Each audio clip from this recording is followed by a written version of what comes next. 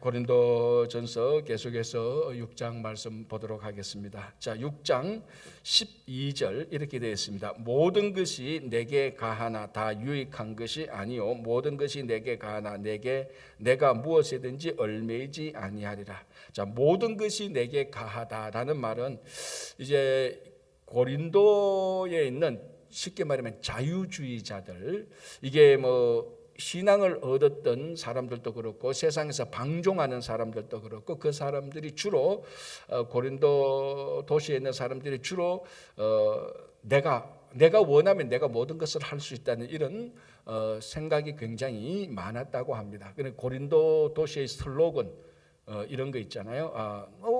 모든 것이 내게 가다. 내 인생은 자유야. 내가 내 인생에 주권이 있어라고 이런 이제 이야기를 그런 생각을 많이 하고 있었습니다. 바울이 이제 그 말을 받아서 고린도 사람들이 그렇게 하는 말을 받아서 신앙적으로 권면을 합니다. 그게 모든 것이 내게 가나. 쉽게 좀 약간 해석하면 이런 식이다. 고린도 사람들이 이렇게 말을 한다. 모든 것이 내게 가다. 모든 것이 나는 다 할 수 있다. 이게 고린도 사람들이 말을 한다. 그러나 나는 한 가지 덧붙인다. 모든 것이 내게 가한다고 여러분들이 말하지만은 다 그게 유익한 것이 아니다라고 말을 하는 것. 그래서 이걸 그냥 우리 신앙의 문구로 하나님께서 바울을 통해서 우리에게 주신 말로 받으면 글자 그대로 됩니다. 모든 것이 내게 가하나. 우리가 예수 그리스도를 믿고 그 안에서 자유롭게 얻게 되어서 우리는 자유롭게 행할 수가 있습니다. 그러나 자유롭게 한다고 해서 그게 다 유익한 것은 아니라는 것입니다. 그리고 그 말이 또 어떤 말을 하는 것이 어떤 행동을 하는 것이 이게 합법적이고 불법이 아니다고 해서 나 이거 합법이야 이거 불법이 아니잖아 라고 합법적인 말을 한다고 다 한다고 해서 합법적인 행동을 한다고 해서 그게 다 유익을 끼치는 것은 아니라는 겁니다. 자, 그러면은 바울이 이 구절을 통해서 우리들에게 하고자 하는 말이 뭔가 하면은 예수 그리스도 안에 있는 자들은 자유롭게 되었다. 율법으로부터 자유롭게 되었고 죽음과 어두움으로부터 자유롭게 되었다. 그러나 그 자유를 사용하는데 반드시 제한을 두라. 그래야 그 자유가 진짜 가치가 있는 것이다. 그럼 그 제한이 뭐냐? 그게 유익하게 자유를 사용하라는 것입니다. 자, 여러분 한번 생각해 보십시오. 만약에 우리가 자유에 제한 없이 다 자기 하고 싶은 말 다 하고 다 자기 하고 싶은 행동 다 한다면은 어떤 공동체도 제대로 설 수 있는 공동체는 하나도 없습니다. 여러분, 가장 기본적인 공동체가 가정이고 그 가정이 이루어지기 위한 가장 기본 공동체는 부부 사이입니다. 그러니까 이 지구상에는 모든 공동체가 가정 공동체로부터 시작되고 가정 공동체는 부부 사이에 시작되는데 부부 사이에서도 자기 하고 싶은 말 다 한다고 생각해 보십시오. 자기 속에 있는 거, 막 짜증나는 거, 불평 있는 거, 원망 있는 거 다 한다고 생각해 보십시오. 그 부부가 둘이 있는 이 부부 공동체들 온전하겠습니까? 서로 남편과 아내가 갈라지는 이유 중에 하나가 그거예요. 이렇게 쭉 보면은 왜 남편과 아내가 서로 그 젊었을 때는 내가 정말 내 검은 머리 팥불이 되도록 살겠다고 진짜 서약까지 하고 진짜 마음으로 그렇게까지 했으면서도 얼마 되지 못해서 금방 갈라지는 많은 이유 중에 하나가 서로 가지고 있는 남편과 아내로서 가지고 있는 그 자유를 자기 배우자를 위해서 제한하지 못한 것이 중요한 이유가 있다고. 자기 하고 싶은 말 다 해. 집에서 자기 하고 싶은 거 다 해. 그러면 두 사람이라도 서로 부딪힐 수밖에 없잖아요. 자, 이 부부 두 사람도 그런데 가정은 어떻고 교회 공동체는 어떻겠습니까? 그러니까 모든 것이 가합니다. 여러분들이 예를 들어서 A라는 사람인데 A라는 사람이 이것저것 잘못했어. 그럼 그 잘못을 지적하는 것은 가합니다. 그거 할 수 있는 거잖아요. 당신이 이거 잘못했으니까 내가 그거 말할 수 있어. 그러나 A라는 사람이 잘못했을 때 그 잘못을 지적하는 것이 합법적이고 문제가 없다고 해서 이 말이 그 사람에게 유익이 되겠느냐 하는 거죠. 유익이 안 될 때가 참 많죠. 기다려줘야 될 수도 있고 어떤 거는 그 말을 잘 이렇게 그 사람들이 알아듣도록 잘 선하게 말해야 될 필요도 있고 어떨 때는 영원토록 그 말을 안 해야 될 때도 있습니다. 그런데 모든 것이 가하다고 해서 이게 합법적으로 문제가 이게 무슨 문제가 있어? 내가 잘못한 거 아니잖아라고 말과 행동을 한다면은 그 공동체는 금방 다 무너져 버릴 겁니다. 그래서 우리는 성숙한 성도는 내게 주어진 자유를 마음대로 사용하는 것이 아니고 다른 그게 유익이 있다면은 자유를 사용하는 것. 그 자유가 있을 때 진짜 그 공동체가 제대로 서가는 겁니다. 그래서 바울이 모든 것이 내게 가나 모든 것이 다 유익한 것이 아니다. 그 유익한 일을 하라라는 것으로 이 고린도 교회 공동체에 말하고 있죠. 자, 13절 그 다음에 보겠습니다. 음식은 배를 위하여 있고 배는 음식을 위하여 있느니라. 아주 기본적인 것입니다. 그죠? 뭐 이런 것 가지고 얘기하나? 먹는 것은 배를 위하여서 있고 배는 우리 배는 음식을 위하여 있는 것이지. 여기에 무슨 특별한 어떤 것이 있는 것 이런 가장 기본적인 것 같은데, 자 이제 그 다음에 보시기 바랍니다. 음식은 배를 위하여 있고 배는 음식을 위하여 있으나 하나님은 이것저것을 다 피하시리라. 몸은 음란을 위하여 있지 않고 오직 주를 위하여 있으며 주는 몸을 위하여 계시느냐. 자 여기서 지금 13절에서 무엇을 중요한 걸 말하면 몸, 우리 영혼이 아닙니다. 몸의 거룩함을 말하고 있는 겁니다. 자 이게 이제 제가 계속해서 말하고 있는 것 중에 하나인데, 우리 성도들은 영혼만큼 몸을 중요하게 여겨야 되는 겁니다. 왜 그런가 하면요, 몸과 영혼이 별개의 것이 아니에요. 이 두 개가 하나로 같이 꽉 하나의 연합체입니다. 아니 목사님 영적인 사람만 되면 되지, 영만 깨끗하면 되지 몸까지. 그게 가장 기본적인 이단이 출발하는 시발점입니다. 그게 여러분, 우리는 성도는 우리 몸을 거룩하게 여길 줄 알아야 돼요. 우리 영혼도 거룩하게 여기듯이 우리 몸이 거룩하게 여길 줄 알아야 돼요. 왜냐하면 몸이 타락하기 시작하면요 반드시 영혼이 타락합니다. 자 보십시오. 여러분 주변에 한번 보십시오. 저 사람의 마음이 타락하고 있는데, 물론 몸과 영혼이 이게 서로 영향을 주고받고 있습니다. 어떤 사람은 진짜 몸이 타락해서 그 인생이 다 망치는 경우가 너무 많아요. 술과 마약과 알코올과 마약과 담배 이런 것들을 통하여서 결국 그 영혼까지도 다 갉아먹는 그런 일들을 우리는 주변에서 굉장히 많이 봅니다. 그래서 제가 늘 말하지만 이 당시 가장 큰 이단은 영지주의라는 이단. 영지주의는 뭐냐면 몸은 아무렇게나 해도 괜찮고 영혼만 순결하면 된다. 자, 요즘 또 우리 성도들 가운데서도 그렇게 생각하는 경향들이 있는 사람이 꽤 많아요. 여러분, 우리는 영혼도 거룩하게 여겨야 되지만 우리 몸도 거룩하게 여겨야 되는 겁니다. 왜? 몸도 영혼도 하나님께서 똑같은 가치로 우리에게 창조하셔서 한 사람으로 만드셨어요. 하나님이 영혼만 창조한 거 아니잖아요. 우리 몸도 창조하신 거잖아요. 그런데 사람들이 이게 이상하게 몸은 덜 거룩하고 몸은 좀 나빠도 괜찮고 영혼만 순수하면 돼라는 그런 생각적인 경향들이 우리한테 있기 때문에 몸을 거룩하게 사용하는 데 있어서 그렇게 별로 주의하지 않는 경향들이 있습니다. 여기에 우리 신앙의 함정이 있는 겁니다. 자, 여러분 민수기 25장을 보면은 발람이라는 그 앞에 발람이라는 거짓 선지자가 이스라엘을 계속해서 저주해도 이 하나님께서 이 저주를 축복으로 다 바꿔버립니다. 그래서 발람이 선택했는 게 뭡니까? 결국은 이 이스라엘 사람들이 모압 여인과 간음하도록 큰 작전을 짜는 겁니다. 그래서 이스라엘 사람들이 시딤에 가서 모압 여인과 음행을 하게 됩니다. 결국은 모압 여인과 음행을 해서 어디까지 갑니까? 모압 사람들이 섬기는 우상을 다 섬기는 게 돼요. 그 출발점이 뭔가 하면은 자기들의 몸을 음행에 맡기는 것으로부터 시작하는 겁니다. 몸을 거룩하게 여기지 않으니, 만약에 그 당시 이스라엘 사람들에게 바로 모압 사람들이 섬기는 우상을 섬기라고 그랬으면 이스라엘 사람들은 다 거절했을 거예요. 야, 그건 우상 숭배야. 우리가 그렇게 해서는 안 돼. 우리는 오직 하나이신 유일신 하나님을 섬길 거야. 그렇게 얘기했을 거라고. 그런데 우상 숭배로 가는 그 중간 과정이 뭔가 하면 몸을 거룩하게 여기지 않게 하는, 그래서 모압 시딤에 가니까 모압 여인들이 있었단 말이에요. 전부 다 아마 자기들 이스라엘 사람들이 보기에는 굉장히 매력적으로 보였을 겁니다. 그래서 모압 여인들과 만나서 음행하기 시작하고 결국은 우상 숭배로 다 갑니다. 그 출발이 뭐냐? 몸을 거룩하게 여기지 아니한 겁니다. 지금 바울이 그걸 말하고 있는 겁니다. 그러니까 고린도 교회에서 왜 몸 이야기를 지금 하고 있는 겁니까? 이 고린도 교회의 큰 문제 중에 하나가 성적 타락이었잖아요. 음행이었잖아요. 그래서 이 음행은 몸에 대해서 죄를 짓는 거잖아요. 그래서 이 바울이 이 음행 자체도 굉장히 나쁘지만은 이 음행은 반드시 우상 숭배로 가기 때문에 바울은 이 몸에 대해서 굉장히 중요하게 얘기를 하고 있는 겁니다. 자, 그래서 13절 끝부분에 오직 그 13절 중간에 몸은 음란을 위하여 있지 않고 오직 주를 위하여 있으며 주는 몸을 위하여 계시느니라. 그래서 실제적으로 우리가 몸을 거룩하게 여기기 시작하면요, 영적 유익이 굉장히 많아요. 여러분, 몸을 거룩하게 시작한다는 그 삶 자체가 경건하게 살아가는 삶의 형태로 나타나기 시작합니다. 물론 몸을 거룩하게 여긴다고 해서 다 영적인 사람이 되는 것은 아니에요.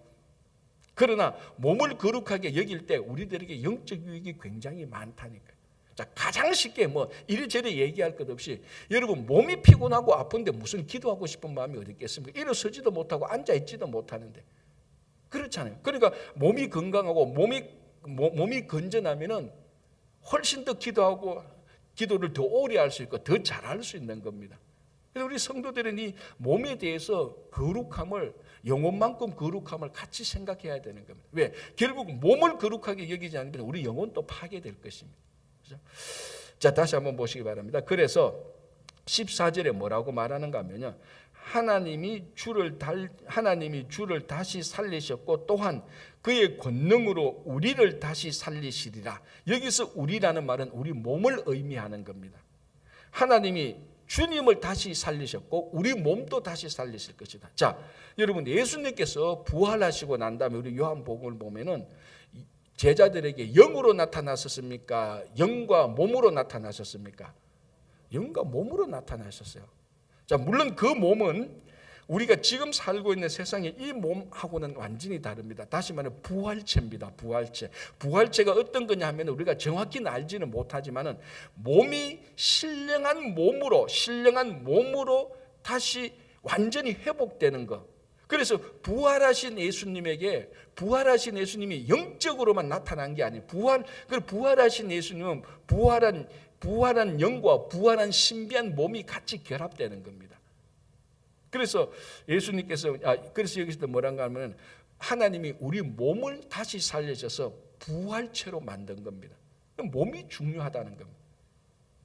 몸을 우리가 중요하고 거룩하게 여기는 것은 우리 영혼을 중요하게 여기는 것이고 결국 그게 신앙적으로 성숙하게 나가게 되는 것입니다. 우리 주변에 한번 보십시오. 몸을 마음대로 놀리는 사람들 가운데 영적으로 거룩한 사람이 있습니까? 한 명도 없습니다. 그렇죠? 자, 15절 보시기 바랍니다. 너희 몸이 그리스도의 지체인 줄을 알지 못하느냐. 자, 결정적으로 중요하게 말하죠. 너희 몸이 왜 중요하냐? 그게 그리스도에게 붙어있는 지체가 아니야. 다시 말하면 결국 그게 그리스도와 연합된 몸이 아니냐. 너희 지금 영혼을 말하는 게 아니에요. 계속해서 몸을 말하는. 우리 영혼이야 당연히 우리가 성령으로 인도받고 그리스도와 연합된 거지만 이 몸을 얘기합니다. 너희 몸이 그리스도의 지체다. 너희 몸이 그리스도와 연합된 게 아니야. 그게 우리 요한복음 15장을 보면 포도나무 비유하고 똑같은 겁니다. 그러니까 우리 몸이 있는 우리 삶은 바로 그리스도에게 붙어 있는 겁니다. 그리스도의 지체인데 이게 얼마나 거룩한 겁니까? 그래서 이 몸을 위하여서 우리가 우리 몸을 파괴시키는 행동들, 몸을 파괴시키는 요소들, 이런 것으로부터 멀리함으로부터 경건이 시작되는 거예요. 우리 기독교가 우리 성도의 삶에 이런 훈련이 좀 필요한 거예요. 사실은 영혼이 거룩하기 위해서 몸을 거룩하는 훈련이 필요한 겁니다. 거기서부터, 그러니까 우리가 우리 몸을 타락시키게 하는 것으로부터 우리가 우리 자신을 지키는 것에서부터 뭡니까? 그 경건이 시작되는 것입니다. 실제적인 삶을요. 자, 다시 볼게요. 15절. 너희 몸이 그리스도의 지체인 줄을 알지 못하느냐? 내가 그리스도의 지체를 가지고 창녀의 지체를 만들겠느냐? 자, 여기서 창기는 실제적인 창기를 말하고 있는 것도 사실입니다. 자, 이 고린도 도시는 우상이 가득한 도시고 그 우상이 가득한 여기에 이방 신전들이 굉장히 많았어요. 이 이방 신전들의 이방 사제들, 자, 구약이나 이 당시 초대교회의 이방신전에서 이방신에게 제사를 드리는 많은 의식이 전부 다 음란한 의식이에요. 구약도 그렇고 신약도 그렇고. 그러니까 이 이방 신전에 가면은 이방 사제들이 있는데 이방 사제들이 거의 다 창기와 같은 일을 했다고요. 그렇게 해서 이방 신들을 만족시키고 그렇게 해서 신을 섬기는. 그러니까 그 이방 신의 그 의식과 이방 신의 윤리를 보면요, 얼마나 타락하고 부패했는지 모릅니다. 여러분, 초대 교회도 그렇고 구약 시대도 그렇고 말씀으로서 하나님께서 우리에게 주셔서 우리가 하나님을 믿는 사람이 윤리적으로 도덕적으로 자연스럽게 성숙하게 할 수 있는 종교는요, 이 당시에 구약과 신약에 기독교밖에 없었어요. 이방 신전이라고 가보면요, 말씀의 종교가 하나도 아니에요. 전부 다 이방신의 음란한 의식을 통해서 자기 욕구 만족, 자기 종교심 만족만 충족시키는 게 전부 다 이방신을 섬기는 우상 숭배예요. 그런 시대에 하나님께서 이스라엘 백성들에게 율법을 주었고, 그리고 신약에는 예수 그리스도께서 오셔서 산상수훈을 주셨고, 성도가 어떻게 살아가야 되는가, 진짜 삶의 거룩한 말씀을 주신 겁니다. 그러니까 그 당시 이방신들은 전부 다 실제적인 이방 신전에 있는 창기를 말하는 것도 있고, 더 넓게 보면은 여기서 창기는 세상을 말하는 것도 우리가 받아들일 수 있습니다. 요한계시록에 보면은 창기가 이 세상의 영을 의미하지 않습니까? 그러니까 보세요. 우리 몸이 그리스도의 지체인데 어떻게 세상에 붙어 있겠느냐? 그러니까 성도들 가운데서 타락하는 사람이 다시 말씀드리지만 몸의 쾌락을 위해서 살아가는 순간부터 타락하기 시작합니다. 도박하지요, 마약하지요, 알코올하지요, 담배하지요. 여기서부터 실제적인 신앙의 타락이 이미 시작되는 겁니다. 그래서 한국에 들어온 선교사들이 한국 사람들이 살아가는 걸 보고 술과 도박과 노름을 못하게 했다니까요. 이거는 성도들이 할 게 아니다라고 한 겁니다. 가끔 누가 물죠. 목사님, 술하고 도박하는데 그게 영혼 구원하고 무슨 상관이 있습니까? 그런 질문 자체가 아주 어리석은 질문이에요. 그거는 영혼 구원의 문제가 아니고 우리 삶의 거룩성의 문제하고 같이 이어지는 겁니다. 결국 거기에서부터 술과 도박과 알코올, 마약 이쪽으로 나감으로부터 시작해서 결국 마지막에는 영혼 구원까지 다 잃어버릴 가능성이 충분히 많이 있는 겁니다. 그래서 지금 바울이 굉장히 고린도 교회에 음행이 많은 항구 도시고, 그리고 그 항구 도시의 음행이 고린도 교회에 들어온 그것을 보고 바울이 왜 너희들은 몸을 거룩하게 여기지 않느냐라고 계속해서 지금 얘기하고 있는 겁니다.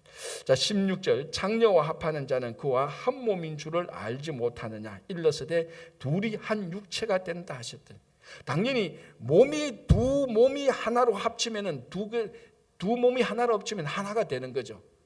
그러니까 창기와 합치면 창기와 같은 사람이 되는 겁니다. 그죠? 자, 그래서 17절, 주와 합하는 자는 한 영이니라. 그래서 우리는 당연히 예수 그리스도와 합해야 된다. 거기서 하나님과 같은 영으로서 살아가는 것이다라고 얘기합니다.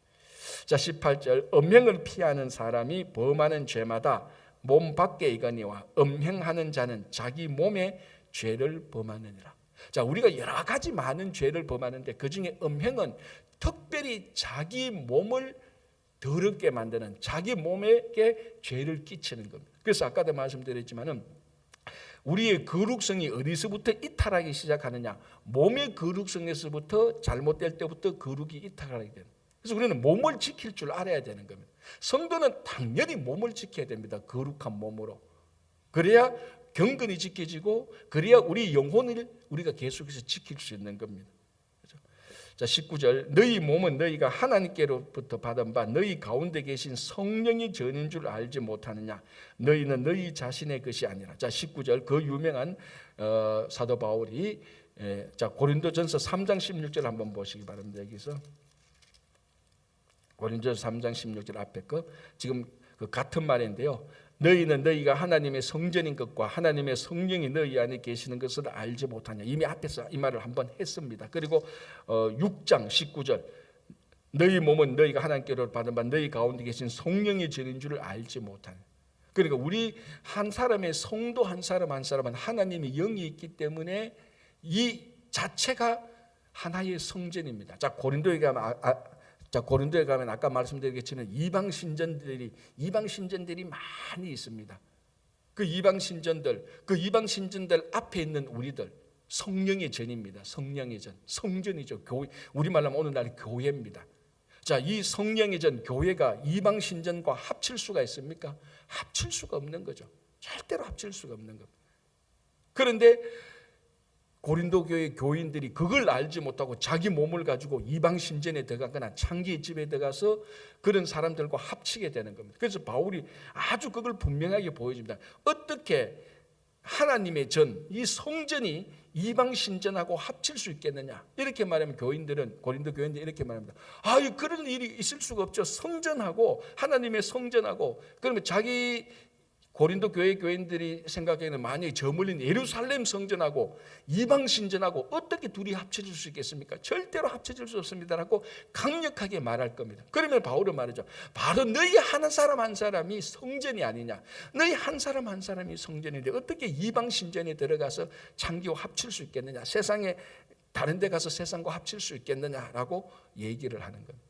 이래 얘기하는 과정 가운데 우리 한 사람 한 사람이 성령을 받았을 때 우리 한 사람 한 사람이 성전이고, 오늘날 말하면 우리 한 사람 한 사람이 교회라는 겁니다. 이 교회 안에는, 성전 안에는 반드시 말씀이 있어야 되는 것이고, 반드시 예배가 있어야 되고, 반드시 기도가 있어야 되는 겁니다. 그리고 우리 한 사람 한 사람의 삶 속에 말씀이 있어야 되고, 기도가 있어야 되고, 예배가 있어야 되는 거죠. 우리 한 사람 한 사람이 성전이니까. 지금 바울이 고린도전서 6장 그리고 아까 3장에서 지금까지 이 성도들이 들어보지 못했던 우리 한 사람에 대한 엄청난 거룩성을 얘기하고 있는 겁니다. 그러니까 우리 한 사람 한 사람이 보통 한 사람 한 사람이 아닙니다. 고린도에 가면 어마어마한 이방 신전, 거기에 맞설 수 있는 성령의 전이라는 것입니다. 그런데 그 중요성을 모르고, 우리가 그리스도의 지체인 줄도 모르고, 내게 모든 것이 가다라고 말하면서, 우리는 모든 것을 할 수 있다 말하면서 이방 신전에도 들어가고 막 이렇게 막 할 때 바울이 모든 것이 가하지만 그게 유익이 될 때 그 모든 것을 하라고 바울이 6장 12절에서 먼저 얘기한 겁니다. 자, 이제 6장 20절 아주 중요한 말씀을 하죠. 값으로, 그러니까 6장 19절 마지막부터 같이 읽어볼게요. 너희는 너희 자신의 것이 아니라 값으로 산 것이 되었으니 그런즉 너희 몸으로 하나님께 영광을 돌리라. 자, 너희 영혼으로도가 아닙니다. 너희 영으로 하나님께 영광을 돌리라 말이야. 너희 영으로가 아니라 너희 몸으로 하나님께 영광을 돌리라. 왜? 우리 몸이 이게 값으로 상기되기 때문에 이젠 더 이상 우리 게 아니에요. 하나님의 것입니다. 이 몸이 우리의 것이 아니고 그리스도의 지체가 되었어요. 이걸 우리가 믿음으로 고백하는 것이 우리 몸의 거룩성을 우리가 믿게 되는 출발점입니다. 내 몸은 이제 내 것이 아니야. 예수 그리스도께서 십자가에서 달려 돌아가심으로 말미암아 그 십자가 보혈의 공로로 내가 거룩한 몸이 된 겁니다. 값으로 상기된, 값으로 예수 그리스도에게 팔려진 게 된 겁니다. 자, 팔려졌다 그러니까 나쁜 게 아니고, 그래서 우리는 더 이상 우리 몸은 값으로 사여진 것이 되었으니까 이방 신전이나 세상에 대하여서 어떤 집착이나 그로부터 빚진 것도 없습니다. 그러니까 오직 우리 몸은 하나님께 영광 돌릴 일만 남아 있는 겁니다. 자, 이걸 우리가 좀 더 한 발자국 더 나가서 말하면 우리 삶 전체가 다 그런 거죠. 우리 삶 전체가 예수 그리스도 보혈의 공로로 의하여서 거룩한 삶이 되었습니다. 그렇다면 우리는 세상에 빚진 게 없습니다. 여러분 생각해 보세요. 세상에 빚진 게 없으면 세상에 대해서 두려움도 없고 세상에 대해서 미안한 마음도 없는 거죠. 내가 누구한테 받은 게 있으면, 내가 누구한테 빚진 게 있으면 늘 마음이 그게 걸리는 겁니다. 그래서 누가 내게한테 빚진 게 있으면 내가 빚진 누가 무슨 말을 하면 마음에 걸리잖아요. 아이고, 내가 저 사람한테 빚진 게 있는데, 우리 세상 말로 하면 내가 저 사람한테 받은 게 있는데. 그런데 우리 몸은 예수 그리스도 보혈의 공로로 구속된 몸이 되기 때문에 이제는 세상하고 아무런 연관이 없습니다. 그래서 우리가 할 것은 세상에 빚진 것도 아니고 세상에 눈치 볼 것도 아니고 우리 삶, 우리 몸이 하나님께 영광만 돌리면 되는 겁니다. 근데 이런 것들을 우리가 먼저 알고 믿음으로 고백할 때에 우리가 거룩한 삶이 얼마나 중요하고 그것을 우리가 왜 실천해야 되는 것을 우리가 확실히 알게 되는 겁니다. 이걸 모르니 그냥 뭐 내 몸인들 이런들 어떠하리 저런들 어떠하리 막 이제 사용하다 보면은 어느 날 보면은 내가 다 내 몸도 내 인생도 내 영혼도 다 타락하게 되는 거예요. 자, 이제 그것하고 연관돼서 이제 바울이 아주 구체적으로 말하죠. 결국 우리 몸, 음행의 문제, 이것은 이제 어디에서 다 해결될 수 있는가 하면 결혼에서 해결되는 겁니다. 그래서 사도 바울은 이제 고린도전서 7장에서 결혼 이야기를 하는 겁니다. 자, 1절에서 3절까지 제가 한번 읽어볼게요. 7장, 너희가 쓴 문제에 대하여 말하면 남자가 여자를 가까이 아니함이 좋으나 음행을 피하기 위하여 남자마다 자기 아내를 두고 여자마다 자기 남편을 두라. 남편은 그 아내에 대한 의무를 다하고 아내도 그 남편에게 그렇게 할지라 라고 말합니다. 자, 7장 1절에서 3절은 남편과 아내가 서로 남편과 아내에게 주어진 의무를 다하라는 것입니다. 이 의무를 다하게 될 때 이제 결혼이 유지되게 되는 거죠. 자, 여기서 말하는 의무는 또 4절, 5절 보면은 가장 기본이 자기 몸을 자기가 주장하지 못하게 하는 겁니다. 자, 다시 또 몸 이야기가 나오는 거죠. 자, 여러분 한번 생각해 보세요. 한 사람이 살아가는 데 있어서 가장 우리에게 주어진 기본값이 뭔가 하면 몸입니다. 몸이 있으니까 오늘 여러분들 이곳에 나왔고, 몸이 있으니까 걸어 다니는 것이고, 몸이 있으니까 음식을 먹고, 몸이 있으니까 운전을 하는 겁니다. 그러니까 이 몸이야말로 그러니까 신체의 자유를 말하는 거죠. 신체의 자유야말로 가장 기본권 중에 기본권 아닙니까? 뭐 헌법이고 민법이고 무슨 걸 말해도 한 인간에게 있어서 가장 기본권은 신체의 자유권 아닙니까? 내 몸 가지고 내가 운동하고 내 몸 가지고 내가 쉬고, 그러니까 어떤 누구도 다른 사람의 신체에 대해서 자기 마음대로 할 권한과 자격은 없습니다. 내 신체는 내 마음대로 하는 겁니다. 그게 가장 기본적인 한 인간의 자유, 신체의 자유권 아닙니까? 자, 그런데 결혼을 통하여서 사도 바울은 뭐라고 말하는가 하면은 그 가장 기본적인 자유권인 신체를 결혼을 한다면은 그거는 네가 네 마음대로 하지 말라고 말을 하는 거예요. 그럼 결혼을 한다면은 네 가장 기본적인 신체는 누구 거라고? 당신의 배우자 거라고 말을 합니다. 자, 여기서부터 어마어마한 우리가 이기주의를 벗어날 수 있는 겁니다. 자, 여러분, 모든 결혼이 깨어지는 가장 기본적인 이유가 뭔 줄 압니까? 무슨 소리를 해도 모든 결혼이 깨어지는 100% 이유 중에 있는, 결혼이 깨어지는 모든 이유 가운데 반드시 있는 이유가 뭡니까? 이기적인 거죠.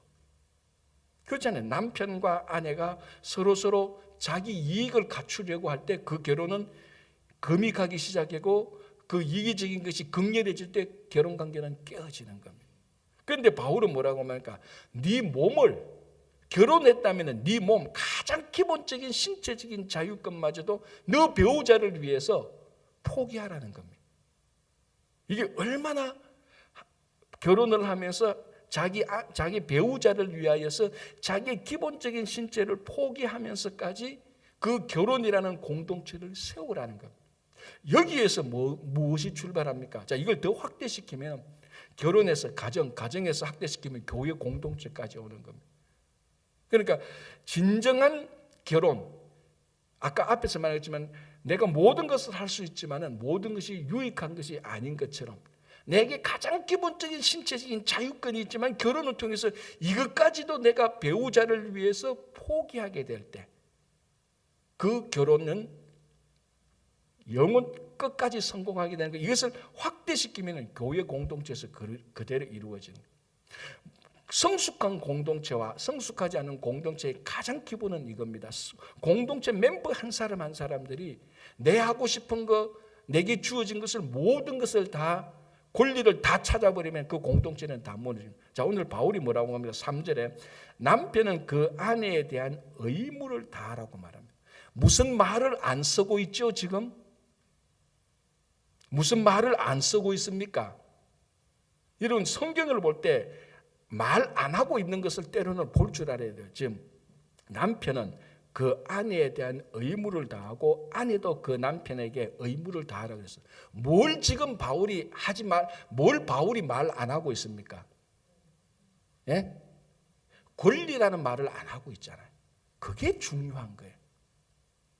왜 모든 가정의 남편과 아내가 금가기 시작하고 깨어지기 시작한가 하면은 자기가 자기 권리를 주장할 때부터 이제 의무가 사라지기 때문에 깨어지기 시작하고 갈라지기 시작하는 거예요. 그러니까 결혼을 통해서, 결혼이란 제도를 통해서 우리 성도가 중요하게 배워야 되는 것은 자기 몸에 대한 권리가 아닌 자기 몸에 대한 의무를 행하라는 겁니다.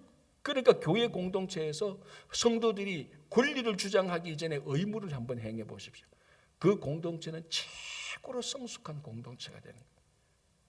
왜 내가 상처받고 왜 내가 다른 사람에게 상처를 주지? 거기에는 권리 주장이 항상 있기 때문에 그렇습니다. 그래서 교회 그러니까 가정 공동체는 교회 공동체와 똑같은 속성이 다 있습니다. 이 모든 기본이 아내와 남편과의 결혼에서부터 시작되는 원리가 거기 다 있는 겁니다. 그래서 제가 말하자면 3절에 남편은 그 아내에 대한 권리를 가지고 아내는 그 남편에 대한 권리를 가지고 이 말을 안 하는 거예요. 의무를 행하라는 거예요. 의무까지 4절에 네 몸에 대한 의무까지도. 네 몸은 네 몸이라도 네가 주장하지 말라. 여러분 이 모든 세상의 인권, 모든 우리가 흔히 말하는 페미니즘 모든 것의 기본은 내가 내 몸에 대해서 권리를 가지는 것부터 시작하는 겁니다. 자, 그게 나쁘다 그 말은 아닌데 사도 바울은 결혼한 사람에 대해서 너는 네 몸에 대한 권리 이전에 의무를 먼저 행하라고 말합니다. 그래서 제가 여기서 지금 바울이 말하고 있지 않는 것, 그걸 볼 줄 알아야 돼요. 뭘 말하고 있지 않느냐? 권리를 말하고 있지 않아요. 의무를 말하고 있어요. 그런데 우리는 성경에서 말하고 있지 않은 권리를 계속해서 주장합니다. 성경에 말하는 의무는 다 잊어버리고, 그러니까 공동체가 깨어지고 공동체가 약해지는 거예요. 그러니까 우리는 성경을 있는 그대로, 진짜 여러분들이 우리 성경을 있는 그대로 믿자 그럴 때 바로 이런 걸 믿어야 되는 겁니다. 있는 그대로 그 의무를 믿어야 되는 겁니다. 이게 성경을 성경 그대로 100% 순수하게 믿는, 이게 진짜 성경 위주의 신앙이에요. 이런 것들이 단어 하나 가지고 말이지 이게 막 문자적으로 맞냐면 그런 아주 그 수준 낮은 이런 신앙이 아니고, 진짜 여기서 말하고 사도 바울이, 하나님께서 바울을 통해서 말하고 있는 그 말에 대해서 붙들고 기도하고 실행하는 것, 그게 성경 위주의 신앙입니다. 그래서 5절까지 보면은 뭐라고 말하는가? 바울은 결혼 공동체를 말하면서 네 몸을 주장하지 말라. 의무를 행하라. 그래서 결혼을 세움으로 말미암아 음행을 피하게 하는, 그래서 우리 사람에게 생길 수 있는 타락한 성적 그 성적인 생리를 결혼 안으로 들어와서 하나님께서 주신 결혼으로 들어와서 건전한 하나님의 이 가정을 만들어 나가서 고린도에 있는 음행을 다 물리치려고 하고 있는 겁니다. 오늘 우리가 한 5절까지만 보고 내일 6절부터 다시 보겠는데, 다시 우리가 말하자면은 모든 공동체는 권리보다는 의무를, 그리고 모든 것이 가하지만은 모든 것을 다해서는 안 됩니다. 이게 공동체에 유익한 그런 말과 행동을 해서 여러분 각자의 삶과 가정과 교회 공동체에 큰 유익이 되는 우리 모두가 되기를 바랍니다. 기도하겠습니다. 하나님 아버지, 감사합니다. 우리 삶에, 우리 교회의 삶에 일어나는 일들이 고린도 교회에서 일어나는 일들하고 많이 유사한데, 우리가 고린도 말씀을 보면서 우리가 무엇이 부족한지, 무엇을 더 채워야 될지, 무엇을 계속해서 더 잘해야 될지 잘 알 수 있도록 우리를 깨우쳐 주시옵소서.